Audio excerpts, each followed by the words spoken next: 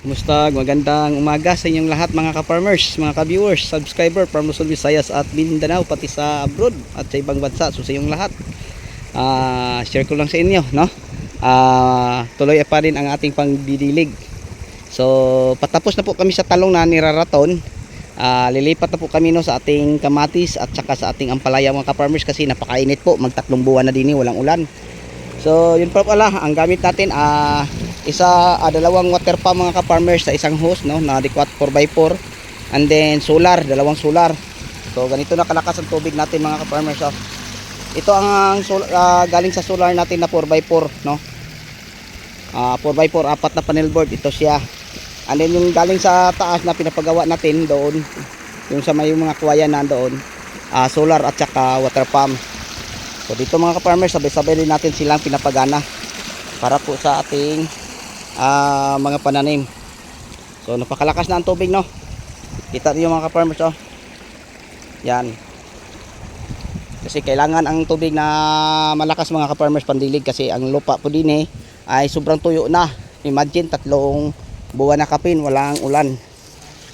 So yan, pinagsabay-sabay na natin ang ating mga gamitan mga ka-farmers, no, sa pagdidilig po ng ating mga pananim. Kasi kawawa ang ating mga pananim kung hindi natin madidiligan ng tubig, patay po sila at hindi po maaari.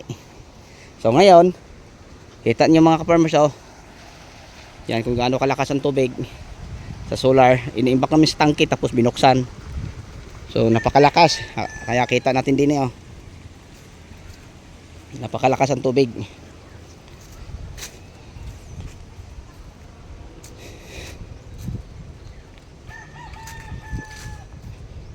Yan.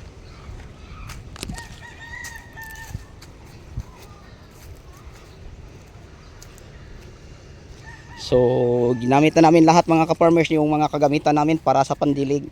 Kasi pinapadaan po namin to sa gitna. Ayan, oh. Yan ang tubig mga ka-farmers, oh, kung gaano kalakas. Kasi pag ang tubig natin mahina mga ka-farmers, madali lang po hihigupin sa lupa, no. Yan.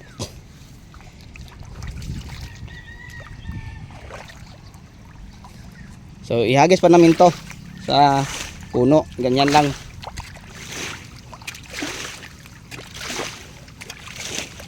Sa lakas ng tubig, ayan. Oh.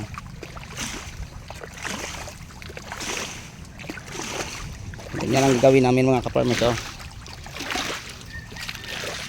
So pumasok na po ito sa ilalim ng mulcher ng tubig, no.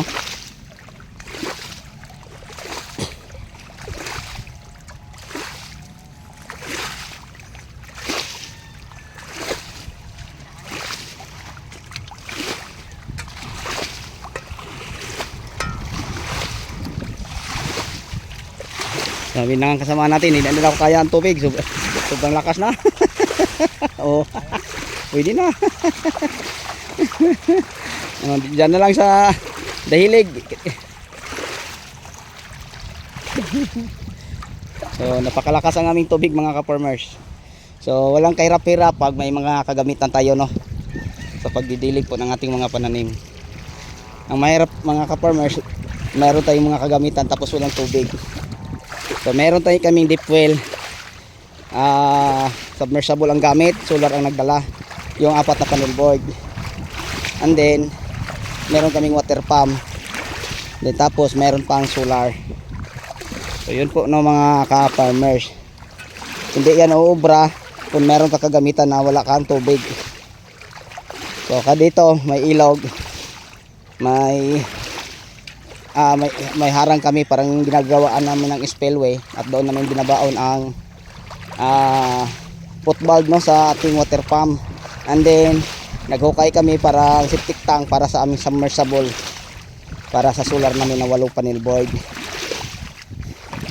So yun po, no, mga ka-farmers, palagi kong ibinahagi sa aking mga video tutorial na kung balak mo papasukin ang farming, hanapin ang area na may source sa tubig, no. So yun po ang maganda kasi pag walang tubig mga ka-farmer tapos ganitong panahon, napakainit, so hindi mo mapaganda kahit gaano ka pa kagaling, no, sa larangan ng pagtatanim, hindi mo mapaganda ng maayos ang mga tanim mo.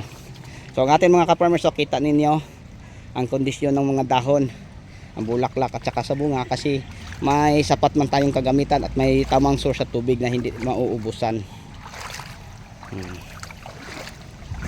So pag mahina lang ang tubig mo din mga ka-farmers, nako, ihigupin lang sa biak ng lupa kasi sa tagal ng panahon na walang ulan, nagkabitak-bitak na ang ano po, lupa.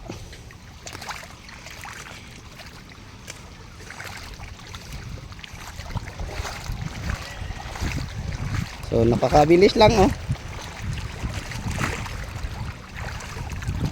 Tingnan mo kung gaano kalakas ang tubig namin.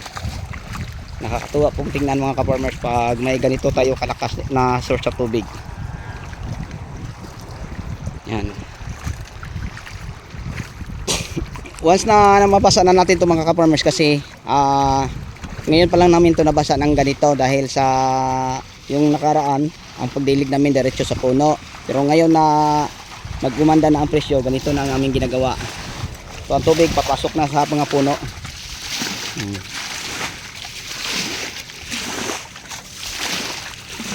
So yan ang ginagawa, oh.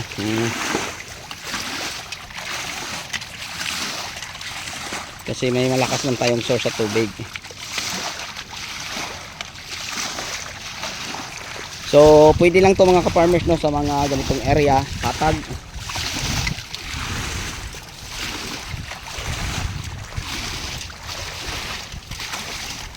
Tapos may ganito kalakas na tubig, oh, tingnan nyo kung gaano kalakas ang tubig namin. So walang kahirap-hirap sa pagdilig.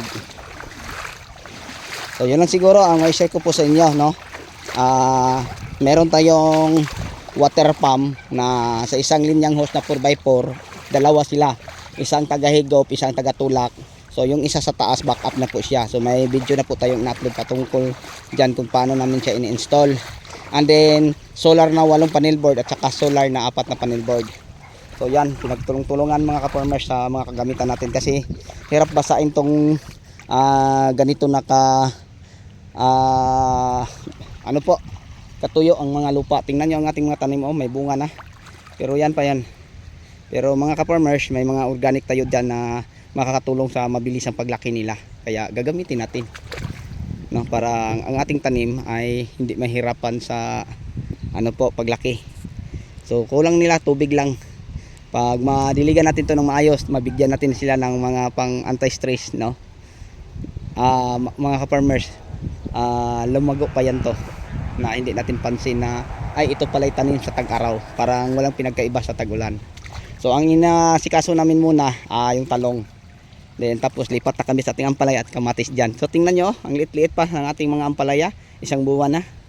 Dapat mga ka-farmers, isang buwan wala, puno na sa taas. Pero ito, oh, nako, sanga lang sa mga nakaraan naming tanim na ampalaya sa normal na panahon. So okay lang mga ka-farmers, no? Kahit ganito lang ang ating mga pananim, at least masaya pa din tayo. Dahil alam naman po na may Diyos na nakakaalam sa atin na kita ay nangangailangan sa mga material na mga bagay para po sa pang-araw-araw natin. Habang inaantay natin ang pagbalik niya o ang ating ano, kasi alam naman po natin mga ka-farmers na lahat tayo ay dumaan lang sa mundong ito. So mas maganda na may Diyos tayo sa ating buhay. Kasi nakakasiguro tayo na kung wala na tayo sa sanglibutan na yon, ay ano pa din tayo, no, ng ating Panginoon. So yun lang po, no, mga ka-farmers, mga ka-viewers. So bago natin tatapusin ang ating kwentuhan or update sa ating mga pananim na ating dinidiligan, patapos na kami ha, isang linya na lang sa talong, ito na lang, lipat na kami sa aming ampalaya at mga kamatis. So huwag kayong mag-alala, lilipat kami dyan. So hanggang hapon matatapos na po kayo. Okay, so yun lang po mga ka-farmers, mga ka-viewers, kausapin lang natin ang ating mga pananim. Thank you, God bless. Happy watching.